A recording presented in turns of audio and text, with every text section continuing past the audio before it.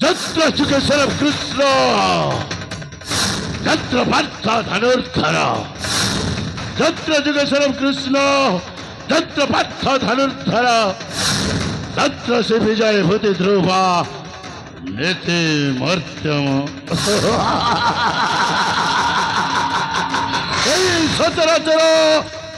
ধরা ধামরে ଯିଏ ଯା ବାକ୍ୟରେ ସୃଷ୍ଟି କରିପାରେ ମହାପ୍ରଳୟ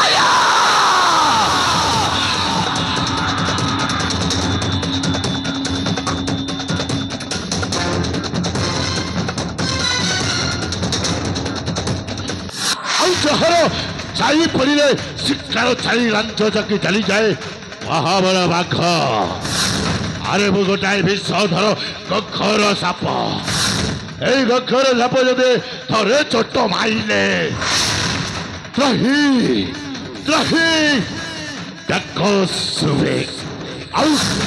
ଚମର ପାଚି ମଧ୍ୟ ବଦଳି ଯାଏ ସତରେ ମୋ ଜୀବନର ଅଭିଯାନରେ ଅସମ୍ଭବ ବୋଲି କୌଣସି ଶବ୍ଦ ନାହିଁ କାହିଁ କୌଣସି ଶବ୍ଦ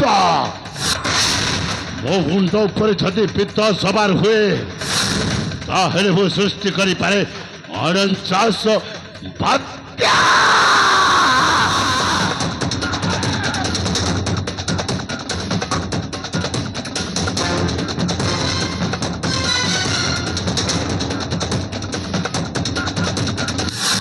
ଆଉ ମୋ ମୁଣ୍ଡ ଯଦି ଠିକ ଅଛି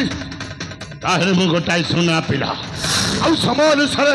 ଏ ସୁନା ପିଲାର ମୁଣ୍ଡ ଯଦି ତାହେଲେ ମୁଁ ପାଲଟି ଯାଏ ଗୋଟାଏ ବେଇମାନ ମୁଁ ବନାଗ୍ନେ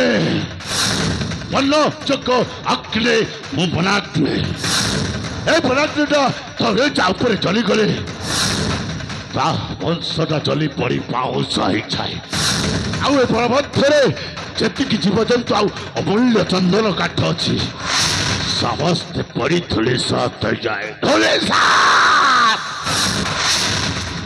ହେଲେ ଆଜି ମୁଁ ସମ୍ପୂର୍ଣ୍ଣ ଭାବରେ ସୁସ୍ଥ ହେଇଯାଇଛି କେବଳ ସେଇ ପୁଣ୍ଡରୀକ ବୈଦ ବାବାଙ୍କ ପାଇଁ ସତରେ ସେଦିନ ଯଦି ବୈଦ ବାବା ଉଚିତ ସମୟରେ ମୋ ପାଖକୁ ଆସିନଥାନ୍ତେ ଆଉ ମୋତେ ତାଙ୍କ କୁଟୀରକୁ ନେଇ ନ ଯାଇଥାନ୍ତେ এই জীবনটা ମୁଁ ଫେରି ପାଇନଥାନ୍ତି ହଁ ମରି ଯାଇଥାନ୍ତି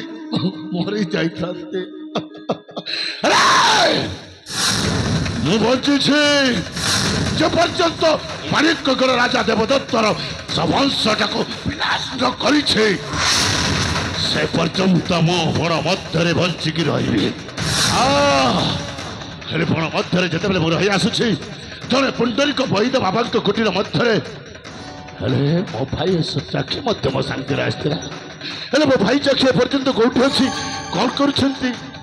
ମୋ ପାଖକୁ ଆସିଲାନି କାହିଁକି ଚାକ୍ଷୀ ଆରେ କୋଉଠି ଅଛୁ ବେ ଶଳା ଆରେ ଶୀଘ୍ର ଆସେ ଚାକ୍ଷୀ